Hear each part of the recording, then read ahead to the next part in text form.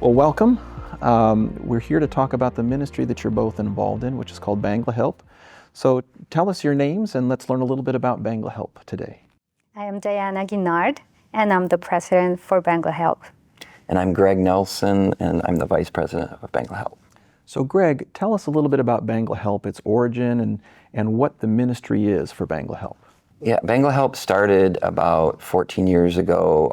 Dr. Muscala was a dentist there, and he saw a need. It's such a poor country, over 40% are illiterate, and he saw the need for schools, so he set up some slum schools right in Dhaka, the capital city, which is a very crowded city. And he started his schools, very humble schools, and these are kids that wouldn't get educated if he didn't do this.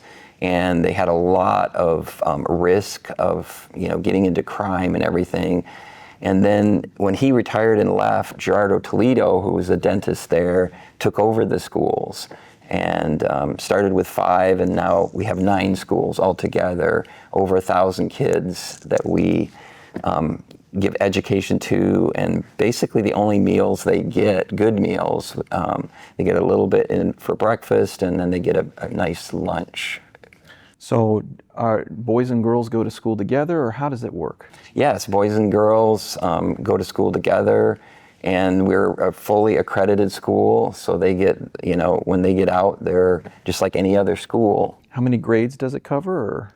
We go to 8th grade, but we're trying to expand that now and go all the way to 12th grade, but we go to 8th grade right now. And over 1,000 students, you said, come every day into these schools that... Yes, and we have adult schools too, where we have almost 100 in the adult schools. Now describe the type of people that come to your schools and what some of the challenges are that they face on a daily basis. You want to take that one? Sure. So these children belong to slum areas in Dhaka for our 5 schools, because we also have 4 schools in the villages, as Greg mentioned.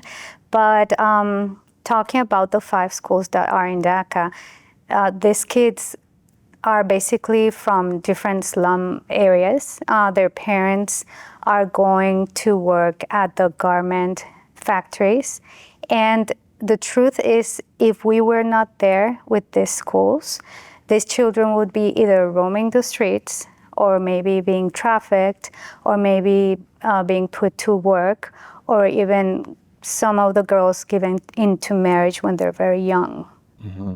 So this is an oasis of sorts that allows them an escape hatch, if we can say it that way, out of the grinding poverty and the demands of the intense society that they're living in. Am I reflecting that correctly? Yes, and it's just such a poor country. It's roughly the size of Minnesota with about 200 million people. So the poverty level is amazing when you go there and see it. And it's kind of takes your breath away a little bit when you go there. So ASI has chosen to partner with BanglaHelp. You're getting an offering donation that's coming from our ASI members. Walk us through a little bit how you're going to be using those funds to push things forward within BanglaHelp.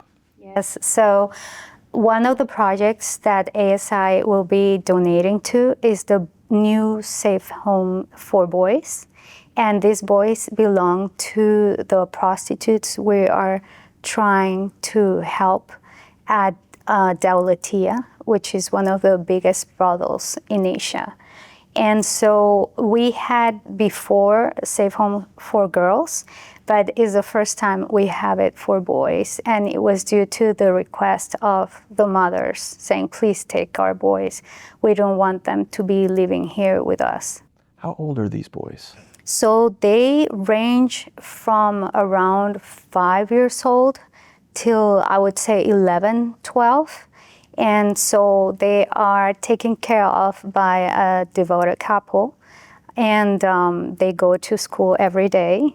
And yeah, they seemed very happy. I visited them in May, and it was beautiful to see them.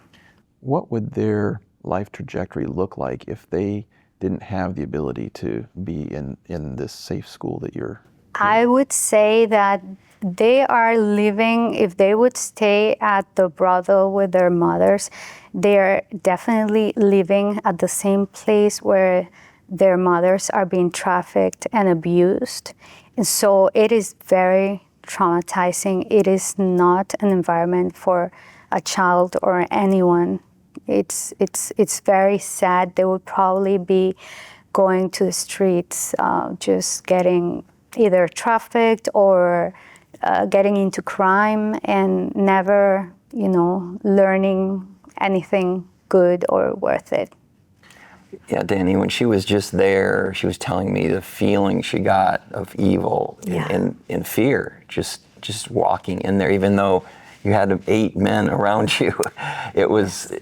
It's just an evil place. Yes, when I went into the brothel, you have to be guarded by security guards, and I had also 5 of our brothers from church surrounding me, and every step I was taking, I was like, why am I taking the next step into this brothel? It's just the feeling of evil was immense, was unbearable. And when I was done with that visit, I went into my room and I had to pray for 2 hours because I couldn't process what I had seen and what I had felt in that place.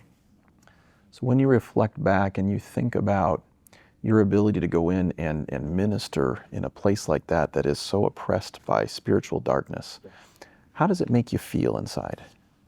That I felt I was in the same position.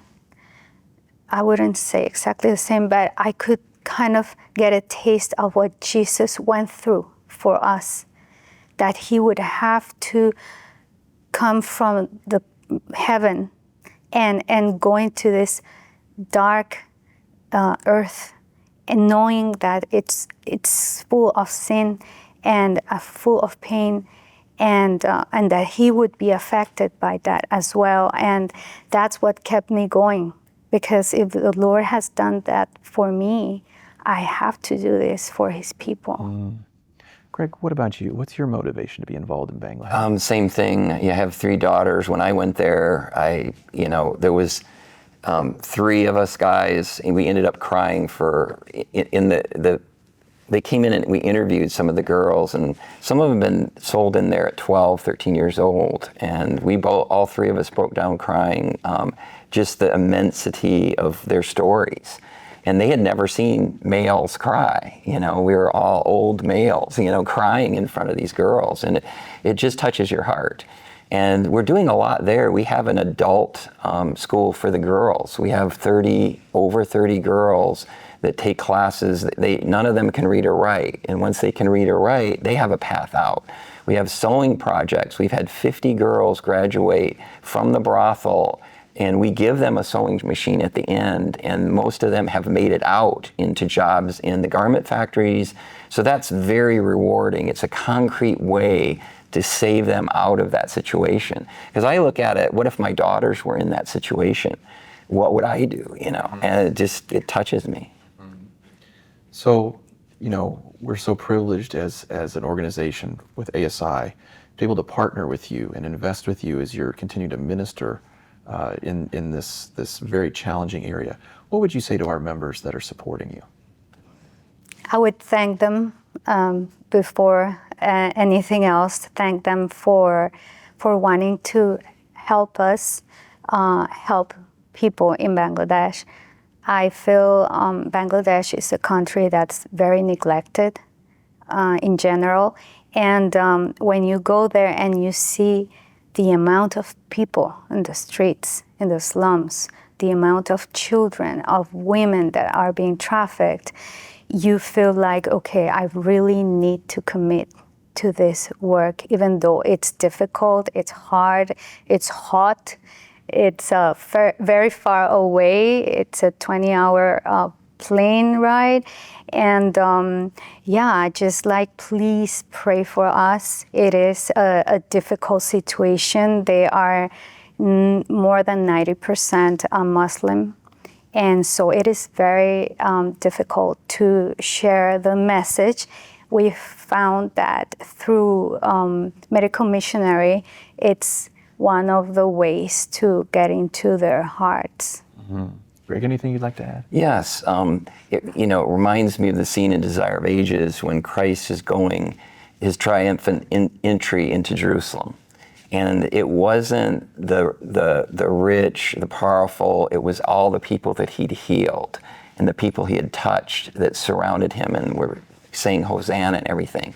So our mission is to touch those people, and it's just so rewarding. If anyone, we really want to thank ASI because it opens up doors that we can do more there. And we have several of our donors going next year on a trip with us. That's the most powerful thing, to go there. And when they go, they give more because they actually meet the kids. The kids are amazing, beautiful kids. And they just happen to be born in a very dark and poor place where we have the luxury of most of us being born in a more of a free country with a better government, and they don't. So we just want to thank ASI because it's just a blessing to partner. Well, it's a privilege to partner with you so much, and we wish you God's richest blessing as you continue to minister through BanglaHelp. Thank you so much. Thank you, Danny.